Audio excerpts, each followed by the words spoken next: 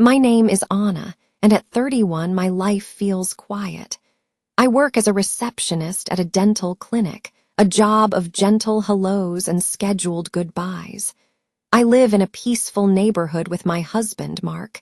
We've been married for 8 years. I married young, just after my 23rd birthday.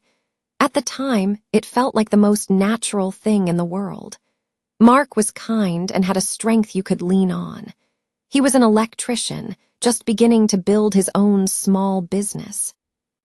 I admired his work ethic, his honesty. He wasn't a man of grand speeches, but his words carried weight because they were rare and true.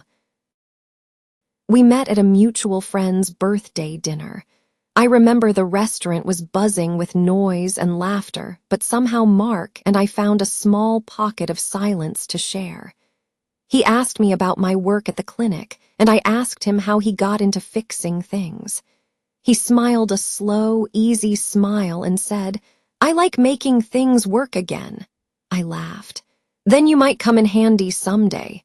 That's how it all started. A simple conversation, a subtle spark, and within a year, we were standing under string lights in my aunt's backyard, promising forever. Our wedding was simple because we didn't have much money, but it was rich with love. I wore a borrowed dress and felt like a queen. I remember thinking, this is all I need, just him. The first few years were a beautiful blur. We were poor in possessions but wealthy in affection. We painted our first tiny kitchen together, laughing as we splattered more paint on each other than on the walls.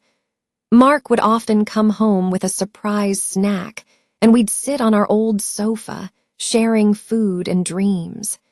He wanted to own his own company, to have a truck with his name on the side. I wanted to see the ocean just once.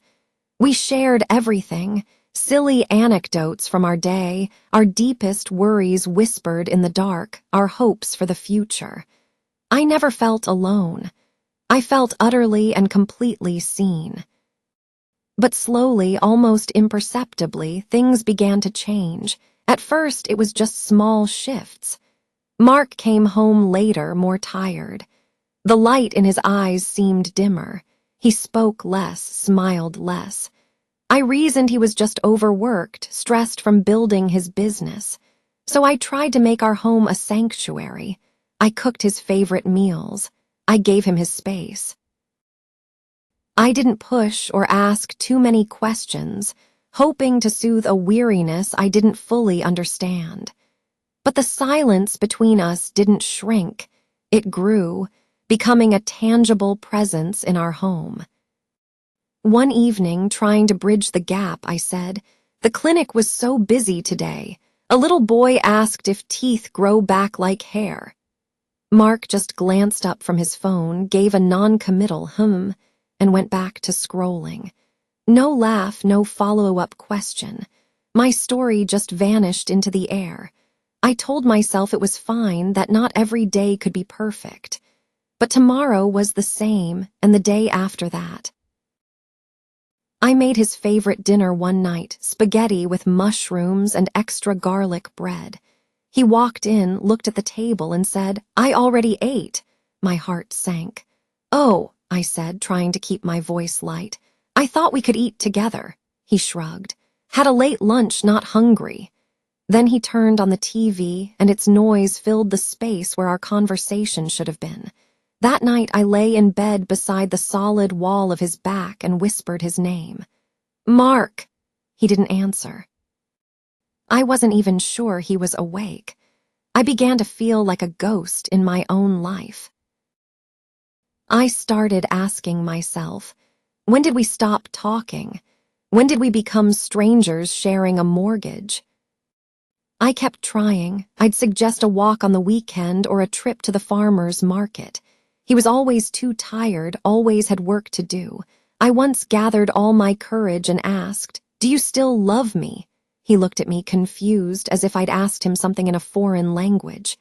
"Why would you ask that?" I swallowed hard. "Because I can't feel it anymore."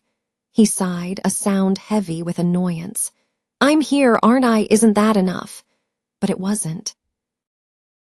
Sharing a physical space is not the same as sharing a life. I missed him. Not just his body in the house, but his presence, his attention, his soul.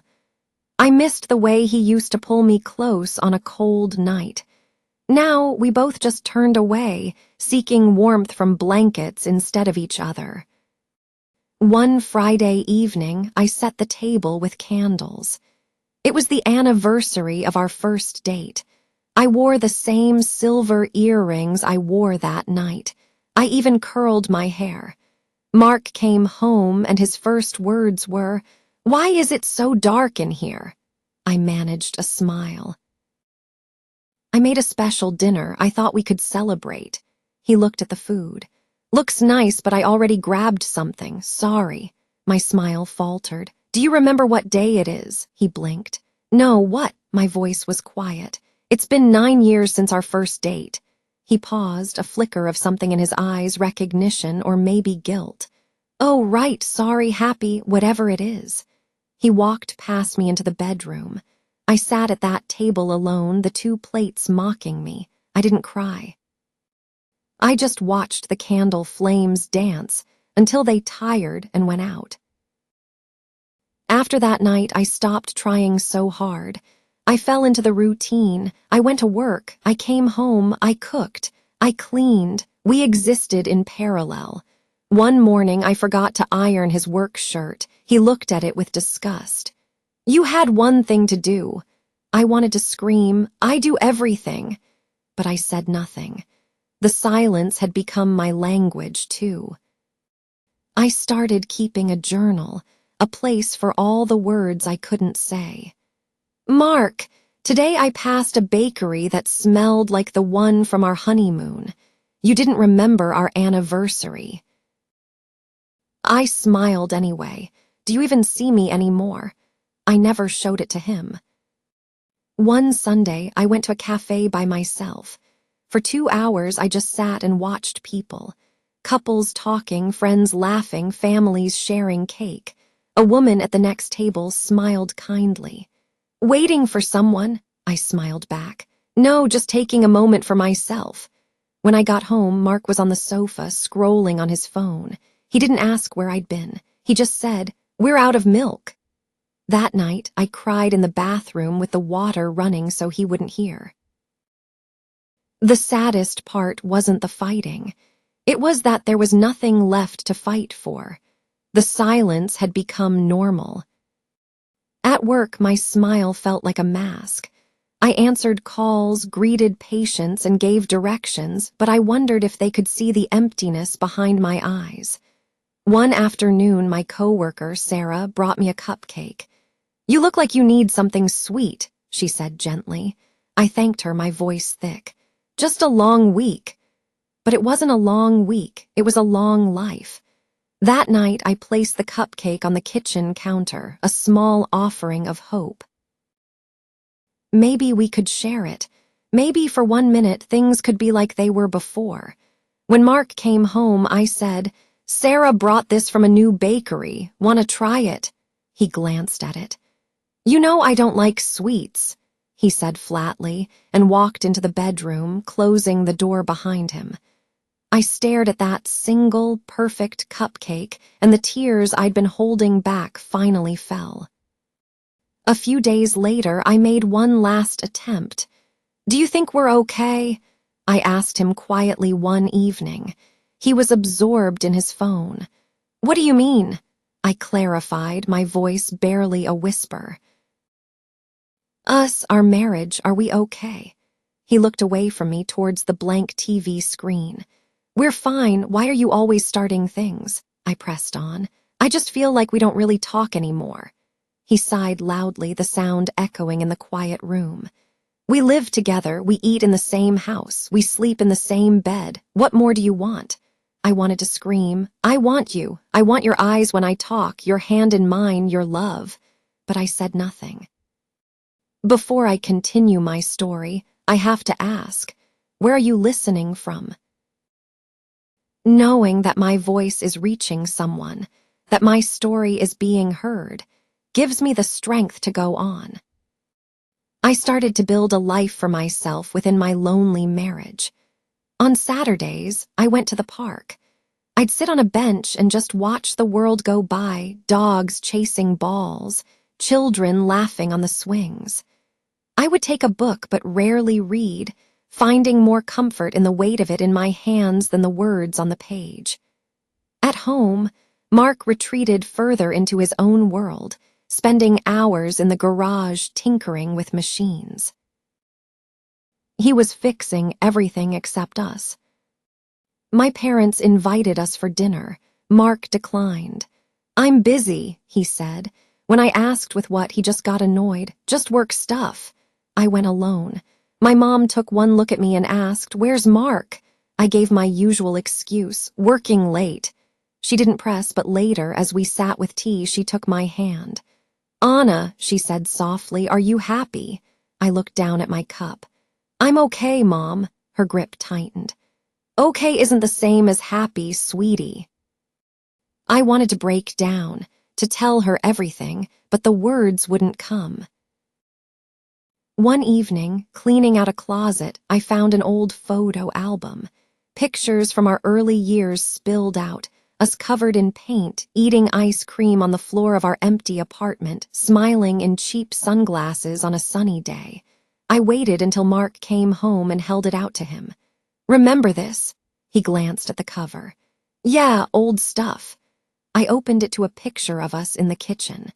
This was the night we burned the rice and ate popcorn for dinner. He looked for a fraction of a second. "Funny, look, I'm tired, going to bed." He didn't even turn the page. I sat there, the album heavy in my lap. I slowly closed it and put it back in the drawer. It felt like I was closing the final chapter of a book I once loved. The final crack happened on a Tuesday. I came home early and saw Mark outside talking to a neighbor. He was laughing, a full, genuine laugh that reached his eyes. He looked alive, animated, happy. I hadn't seen him like that in years. When he came inside, I said, "You seemed so happy out there. I miss seeing you laugh like that." He was taken aback. Then his expression hardened. "Maybe you just miss who I used to be," he said coolly. "People change, Anna," I nodded slowly. "Yes, they do, but do they have to stop caring?" He had no answer. That was when I knew. We were two people sharing a space, but we were no longer sharing a life. And I couldn't fix it alone anymore. The days that followed were different. I stopped waiting. I stopped hoping. I just was. One afternoon, Sarah from work asked, "Want to try a pottery class with me this weekend?" My first instinct was to say no. But then her words from before echoed in my mind. "Do you ever do anything for yourself?" That weekend, I went to the class. My hands in the cool, wet clay felt grounding. I made a small, crooked bowl. It was imperfect, but it was mine. I had created something. Sarah looked at me as we left. "That smile suits you," she said. When I got home, Mark was on the sofa in the same spot. He didn't ask where I'd been. But for the first time, it didn't hurt. I felt a flicker of my own light returning. I signed up for more classes. I started taking long walks after dinner. I was slowly, quietly coming back to life. One night I came home to a dark house and a note on the table. "Went to a friend's, don't wait up." I stared at the messy handwriting. I didn't feel angry or hurt. I just felt resolved. I sat down with my journal and wrote a new entry. "I've waited. I've begged in silence. I've begged with dinners and anniversaries. I still love the memory of us, but I can no longer live in a memory." The next morning, I made breakfast. I sat across from him and said, "Mark, we need to talk." For the first time in a long time, he put his phone down and gave me his full attention. I looked him in the eye, my voice steady. I don't want to live like this anymore. We don't talk, we don't laugh, you don't see me. He looked down at his plate. I didn't know it was that bad. I nodded sadly. That's the problem. He was quiet for a long time. Finally, he asked, "What do you want?" "The truth," I said softly. "Do you still want to be in this marriage?" He couldn't look at me. His voice was almost inaudible. "I don't know."